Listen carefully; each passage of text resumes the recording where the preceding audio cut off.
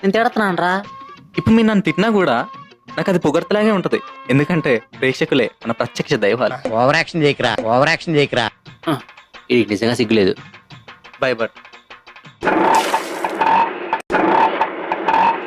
మీ name ఒక controversy అవుతుందని మీరు అనుకున్నారా? నాకు అదే కావాలి, అదే కావాలి. ఈ నేమ్ మీరే పెట్టుకున్నారా లేదంటే? లేదు లేదు, దీనికి చాలా పెద్ద కథ ఉంది. చేసేది చెప్పే. I'll try. చెప్పు. నిజం చెప్పాలంటే మా అమ్మ. అబద్ధంగా మీ నాన్న? లేదు మా అమ్మే. నేను చిన్నప్పటి నుంచి ఎక్కువ విన్న పదం సిగ్గులేనోడ. పడుకున్నా లేచినా, కూర్చున్నా నిల్చున్నా, ఆఖరికి తింటున్నా కూడా మా అమ్మ రే సిగ్గులేనోడా అని పిలిచేది.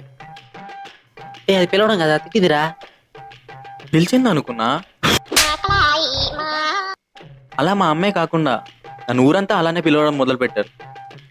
ఆ పిలుపులో అమ్మ అత్తుంది. అది నాకు నచ్చింది. అప్పటి నుండి నా పేరు సిగ్గులేని సోక్.